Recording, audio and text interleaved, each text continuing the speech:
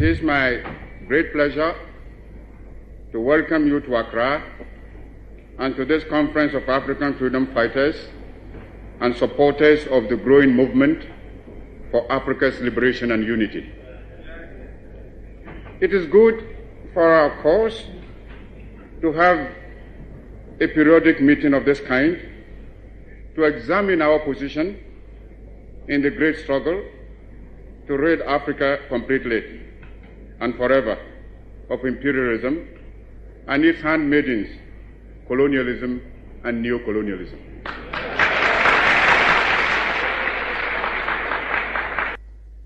Africa is rich and not poor.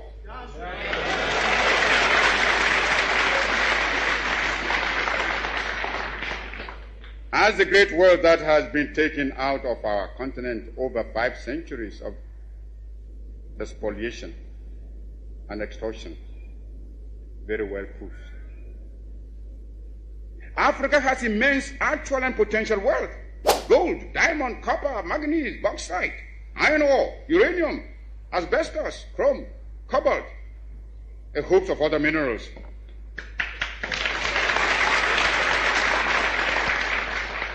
Our essential agricultural produce have all been drained away by colonialist imperialism. Africa is far from being poor. It is Africans who are poor, not Africa.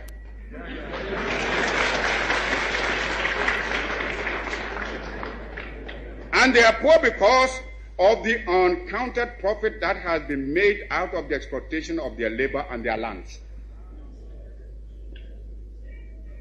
If we are being baited to enter a European community, we must have something that community needs, and needs badly, when it pretends to offer a bonus by way of aid.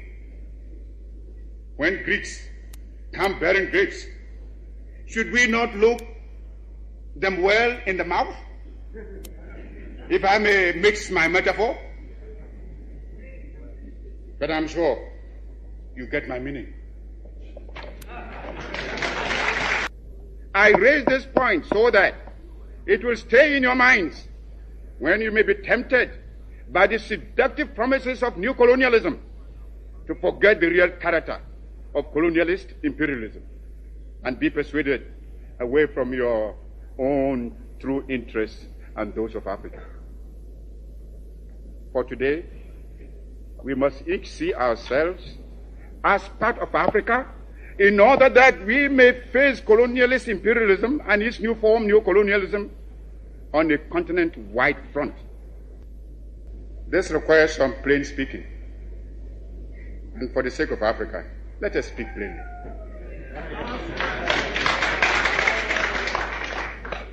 As I see it, our greatest danger stems from disunity and the inability to see that the realization of our hopes and aspirations, the realization of our objective of total African independence, and of our future progress and prosperity is inextricably bound up with the necessity to unify our policy and actions in connection with the continued struggle for independence and the greater task of economic and social reconstruction beyond it.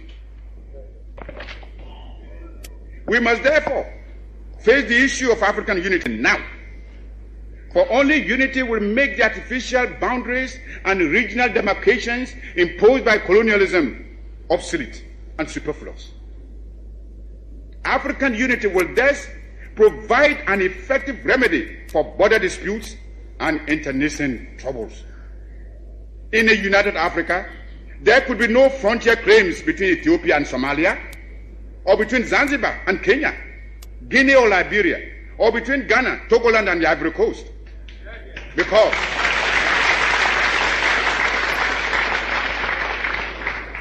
Because we would regard ourselves as one great continental family of nations. Some of the leaders, it must be confessed, do not see the struggle of their brother Africans as part of their own struggle. Even if they did, they would not be free to express their solidarity. These rifts are consciously created by the imperialists between the Africans, where they can sit back and watch with sly satisfaction, as well as contempt for those who fail to see how they are being used against Africa's best interests. Regrettably, those states include some who were among the freedom fighters of yesterday and who haven't won their independence, are willing to drop it for some token aid, and thereby deny to those still struggling for freedom even their moral support.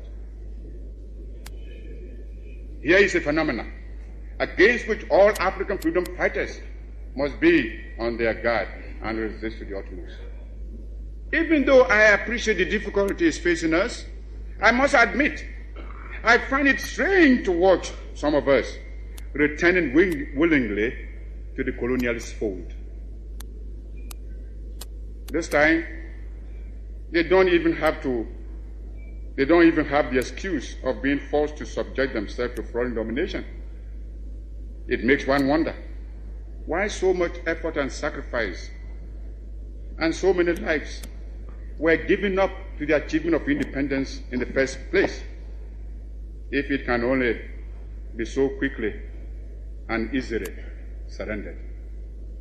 We must begin to build immediately our own continental common market. For it is easy for anyone who studies the common market organization closely to realize that the common market is aimed at harnessing the African countries to satisfy the profit lust of the imperialist bloc and to prevent us from following an independent neutralist policy.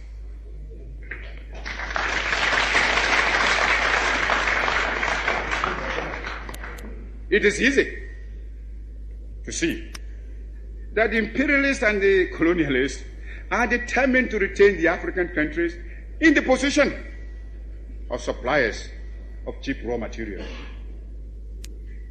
If we do not resist this threat, and if we throw in our lot with the common market, we shall doom the economy of Africa to a state of perpetual subjection to the economy of Western Europe. This will, of course, hinder the industrialization of our young African states.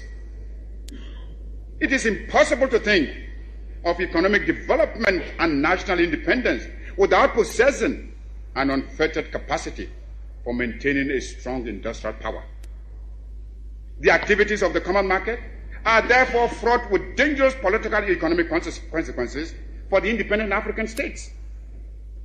The organization constitutes an attempt to replace the old system of colonial exploitation by a new system of collective colonialism, which will be stronger and more dangerous than the old evils we are striving to liquidate from our continent. This is another reason why we should come together in a unified African economic plan, which, operating on a continental scale, can make a solid attack on the imperialist domination in Africa. We should, without delay, aim at the creation of a joint African military command. There is little wisdom in our present separate effort to build up and maintain defense forces, which, in any case, would be ineffective in a major world conflict. If we examine this problem realistically, we would ask, which single African state could protect itself against an imperialist aggressor? And how much more difficult this would be when some states are allowing the imperialists to maintain bases on their territories. I have already referred to the military forces which South Africa is raising and the danger it poses for the new African states and the struggle of those still in chains. Only our unity can provide us with anything like adequate protection. Those problems can best be met within a unified Africa, and it should be possible in the higher reaches of our endeavor to devise a constitutional structure which will secure the objectives I have outlined, and yet preserve the sovereignty of each of the countries joining the Union. Countries within the Union will naturally maintain their own constitutions, continue to use their own national emblems and national anthems and other symbols and paraphernalia of sovereignty. Regional associations and territorial groupings can only be other forms of balkanization unless they are conceived within the framework of a continental union. There are existing models which we can modify or adapt to our pattern. The United States of America, the Soviet Union, India and China have proved the efficacy of unions embracing large stretches of land and population.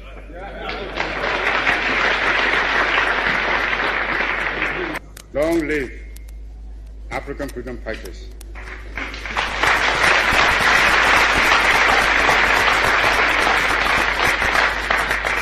Long live African independence.